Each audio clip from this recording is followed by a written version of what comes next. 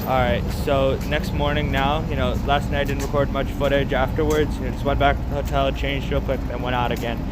Now we're just about to head over to like the Royal Palace of Brussels, just heading over to the train station real quick, catch the train, because I'm not trying to walk 35 minutes all the way there. Train ride's about 10 minutes there.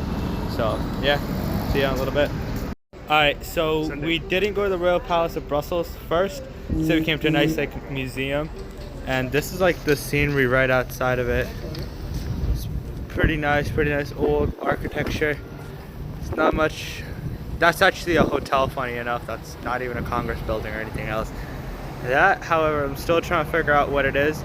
Something relating to Jerusalem and this guy named Bolin. And it's in French. So sadly, cannot read French, but I will have to relearn it again. But yeah, I'll show you guys inside the museum in just a few minutes. Alright, we're in the museum now, and these are some of the beautiful old-fashioned paintings that they have. So I'll show you guys real quick. This is like the art history of the person who actually created the museum, André Benthon. And it's just showing some like the early history of his. This is them entering the academy right here.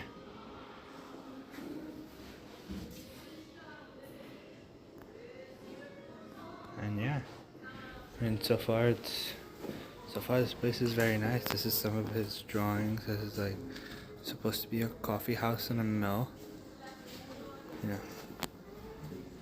Some of this is a childhood picture of him. And yeah, it's pretty much like this. Everything's actually written in French, so my Google Translate is coming in very handy right now. And this is some of the letters he had, to another person, to Pierre Louis Flouquet.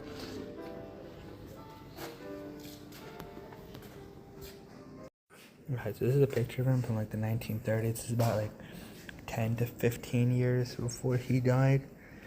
And some of his newer paintings are right here.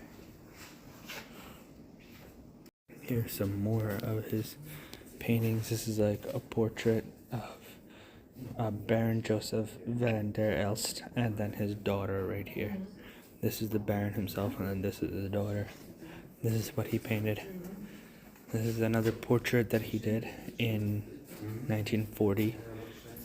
And then this is another painting called the Georgette, and this was painted in 1937. So these were actually made in about towards the end of his life. Like this one is from 1988. This is another artist called Jean-Michel Fallon. This is also his exhibition as well, but this is still the other painter from before. These are some more by Jean-Marie. These are some that he made. So basically he took inspiration from the time period as well, and he kind of took inspiration from the previous artist, even though they never officially met each other, even though they're both alive at the same time as each other, and they never really met. His art style is slightly different, but he did take inspiration from the original, where he tries to focus on like some realism aspects, but he also incorporates like the current art style that they had at the time. And they have like some stuff like this as well. So this is Jean-Michel Fallon's painting from 2000. This is like 4 years before he died. And this is another one that he made from 1952. So you can see how like his art style has kind of like changed up a little bit. And then there's this one that he made in 1971 as well. So you see how like his art style changes ever so slowly going on by the year. And then this was actually made, it's actually called the La Bonne Parole, which is called the Words of Wisdom in English. But this is like from a private collection from someone else, from like on a private dealer. Like this is actually his painting that he made from Switzerland, so in 1962. And then there's this one which is from also from 1962, but this one's called the Mona Lisa. Similar name to the other painting, but this one is also called the Mona Lisa by Jean Michel. This is made by Bruegel the Great. It's like an unseen masterpiece that not many people really know about, except like this museum. This is another one of his statues that he had. This is a tribute to one of his famous paintings called A Fall of Rebel Angels. And it's basically depicted, and this is another one. And you can actually see some of the beautiful like artwork that they did to carving this type of statue. And he would be like the fourth one. So you can see those are like the arrows in the back, and you can see like him stepping on what looks to be some fish of some sort. And you can also see some of the other beautiful handiwork. So some quick backstory on these statues real quick. It's basically a tribute to one of his paintings that religion is basically going to end all of humanity, and how we're going to engage in pointless wars and kill ourselves off because of all the various conflicting religions back in his time of the 1400s. And this is actually another one of his paintings. It does not have a name next to it. And then this is Poseidon and, well, it looks to be Pegasus and Lucifer riding on top with his wife, Andrea.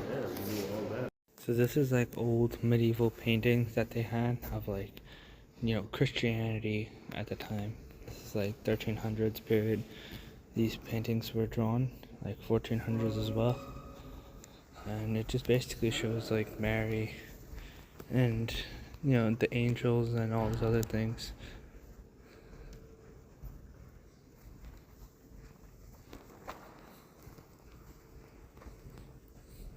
Like that's like the Virgin Mary with God and Jesus, and then like the angels at the bottom.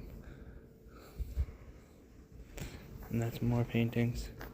Then they got this really big one right here too. Where it shows like the Roman soldiers at the bottom, pillaging through like the villages and all this kind of stuff. So that statue I was showing you guys earlier, this is the painting that correlates to it.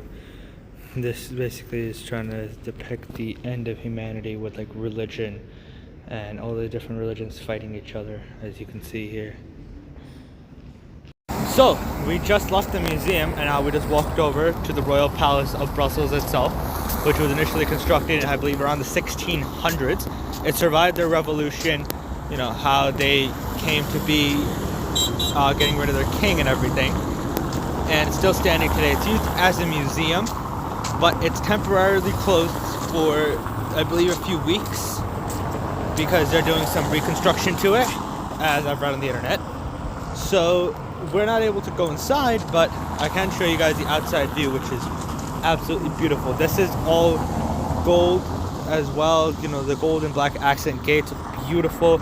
This, ancient architecture, this old Victorian style ancient architecture around this area itself is very beautiful. And that's like their garden.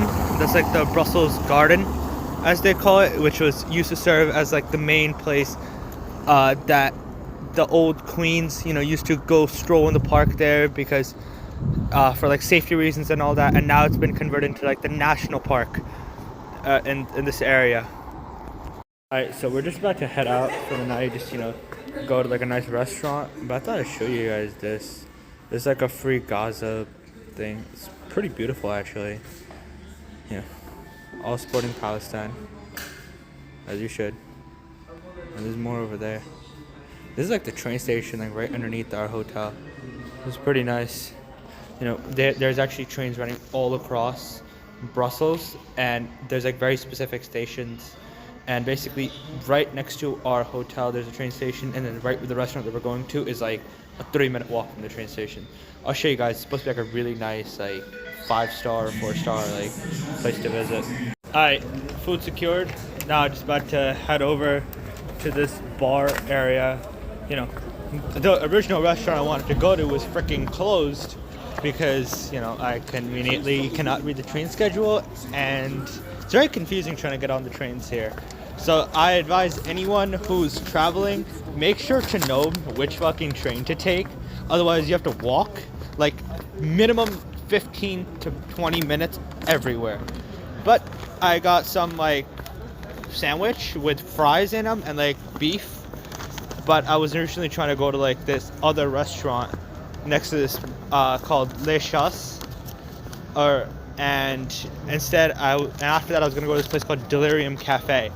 Very beautiful place, very beautiful area, very popping. But yeah, learn how to take the trains here and learn the train schedule, because Google is half the time useless when it comes to this. So yeah, I just finished the food, just gonna log off for the night. I'll see y'all when I get up in the morning. Peace.